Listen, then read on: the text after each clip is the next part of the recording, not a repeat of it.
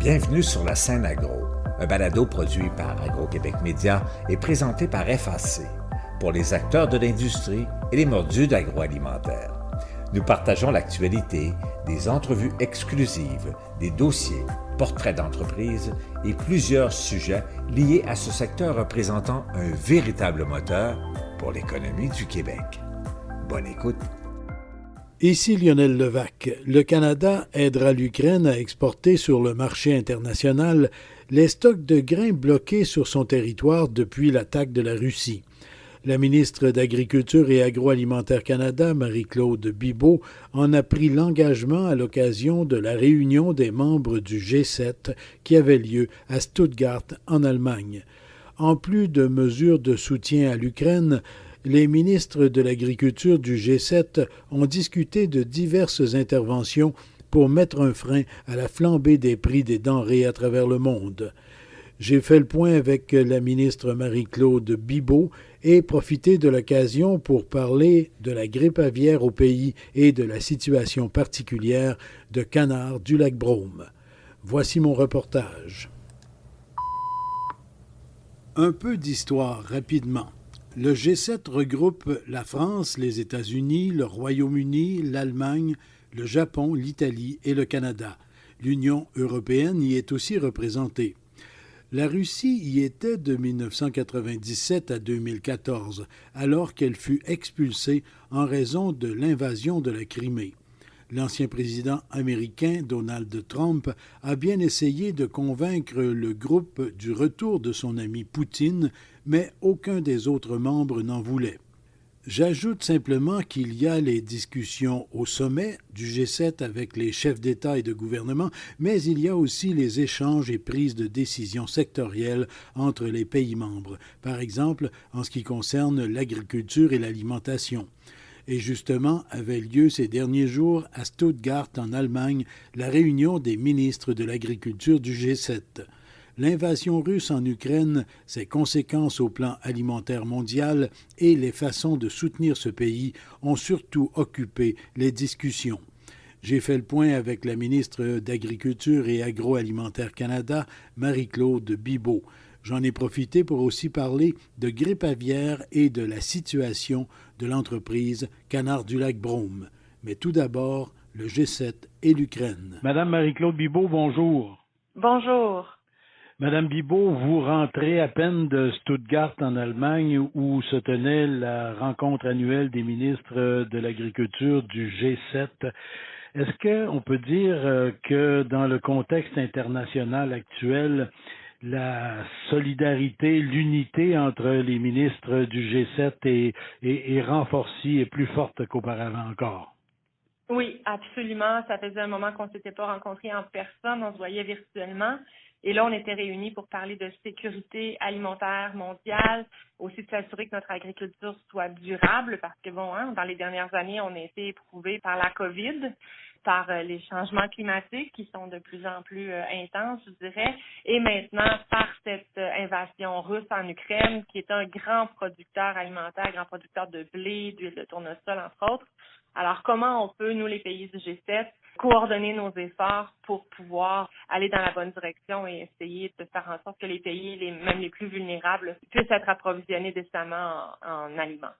Et justement, vous avez eu l'occasion, les ministres et vous-même, bien sûr, l'occasion de rencontrer des gens, par exemple, du Programme alimentaire mondial, des gens de la FAO et tout ça. Et beaucoup des discussions ont justement porté sur les façons de maintenir une certaine cohérence dans l'approvisionnement et la sécurité alimentaire mondiale, avec, bien sûr, la sécurité alimentaire et la production en Ukraine, là. Oui, effectivement, on a eu des présentations de la FAO, donc cette Agence des Nations Unies pour l'alimentation et l'agriculture, et l'OCDE. Et Madame Bibeau, le Canada, par votre intermédiaire, a accepté, a proposé de financer davantage ce que l'on appelle le CIMA, le système d'information sur les marchés agricoles. C'est bien ça? Oui, exactement. Donc, le but, c'est de donner les moyens à la FAO de recueillir plus d'informations, entre autres sur le prix des entrants, sur le prix des fertilisants, sur la disponibilité à travers chez les différents producteurs. Donc, en ayant plus d'informations, en pouvant partager cette information-là aussi, ça nous permet de lutter contre la spéculation, donc peut-être d'éviter une augmentation des prix. Pour que cette transparence-là, finalement, puisse nous aider à lutter contre la hausse des prix, à éviter la spéculation. Donc ça, c'est un sujet qui était d'intérêt pour tous. Le ministre de l'Agriculture de l'Ukraine était avec nous aussi. Donc, ça nous a permis de mieux comprendre les enjeux auxquels ils font face en ce moment. Ils ont encore des réserves de grains dans leur silo, mais malheureusement, ils ont beaucoup de difficultés à exporter. Les infrastructures ont été attaquées pour plusieurs. Le port d'Odessa n'est pas accessible. Donc, un grand sujet à l'ordre du jour, c'est de voir de quelle façon est-ce qu'on peut les aider à acheminer, entre autres le blé, l'huile de tournesol, vers les marchés. Et il nous a aussi appris que dans les territoires qui sont occupés par les forces russes, en ce moment, le blé est volé et ils tentent de le vendre aussi. Donc, c'est quelque chose qu'il faut dénoncer. Alors, il y a plusieurs enjeux là, qui touchaient directement la situation agricole en Ukraine parce que c'est un producteur alimentaire important et puis parce que, on veut soutenir cette population-là de toutes les façons.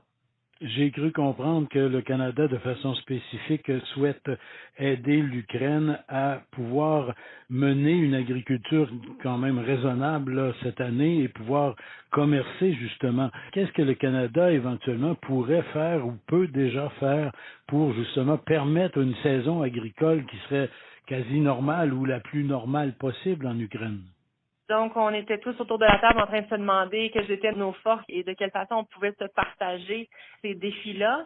En ce moment, ce qu'on regarde de façon plus spécifique pour la contribution du Canada, c'est autour des services et des équipements de laboratoire. Je dirais tous les équipements pour analyser, pour permettre l'exportation, pour émettre les certificats d'exportation, pour s'assurer que les produits rencontrent les critères attendus par les produits importateurs. Donc, je suis en discussion en ce moment avec l'Agence canadienne d'inspection des aliments, avec la Commission canadienne du grain, par exemple, les représentants ukrainiens, pour mieux comprendre le besoin et voir de quelle façon est-ce qu'on pourrait leur venir en aide à ce niveau-là. Bien sûr, on parle spécifiquement de l'Ukraine, mais ce contexte-là de guerre de la Russie qui a attaqué l'Ukraine, ça crée tout un chamboulement, tout un bouleversement sur la scène agroalimentaire mondiale. Et ça aussi, de façon globale, là, les ministres ont discuté de ça et des moyens à prendre pour essayer de rétablir le plus possible une situation un peu plus normale, là. Oui, effectivement, une des conclusions à laquelle on arrive, c'est que c'est important de garder nos frontières ouvertes. C'est important de faciliter le commerce pour que les intrants nous arrivent, que les produits qui vont nous aider à produire d'une part, mais aussi au moment de la transformation, les produits viennent de différentes sources. Donc, si on laisse nos frontières ouvertes, c'est justement on facilite le commerce, mais on facilite aussi la production et ça peut aider à éviter une augmentation encore plus importante des coûts en démontrant de l'ouverture. Et donc, encore une fois, je reviens là-dessus, là, les ministres du G7 dont vous êtes sont très unis, là, très solidaires dans tout ça. Absolument, très, très solidaires. On a cette vision-là d'essayer de faciliter tout ce qui touche à nos chaînes d'approvisionnement, de rendre ça le plus fluide possible, d'être le plus transparent possible, de faire du commerce qui est basé sur les règles, basé sur la science, et en même temps, ne pas baisser la garde et continuer de lutter contre les changements climatiques, de s'assurer que notre agriculture est faite de façon durable, parce que cette réalité des changements climatiques est là, et les premiers à être affectés, ça demeure nos producteurs, productrices agricoles. Madame Bibeau, je me permets d'aborder un autre sujet, celui de la grippe aviaire au Canada. Les derniers rapports vous font état d'une situation qui est sous contrôle ou qui, pour l'instant, ne s'aggrave pas? C'est une situation qui est quand même très, très sérieuse, particulièrement en Alberta et en Ontario. Au Québec, c'est relativement contenu. Je dirais que, on le sait tous que le canal du Lac-Brome est durement affecté. Mais à l'exception de cette entreprise, il y a quelques petits élevages de basse-cour que j'appellerais qui sont touchés, mais les producteurs commerciaux sont épargnés au Québec pour le moment. Donc, encore une fois, on recommande à tout le monde, les petits comme les plus gros, de redoubler de vigilance au niveau des mesures de biosécurité. Et puis, on continue à faire le suivi là, de près avec eux, avec l'EIA, l'Agence canadienne d'inspection des aliments également. Vous avez parlé de canard du Lac-Brome, une infection dans les troupeaux qui est particulièrement difficile pour l'entreprise. Là, il y a des pertes énormes. À quel genre de soutien est-ce que les gens de canard du Lac-Brome pourraient s'attendre de la part du gouvernement fédéral?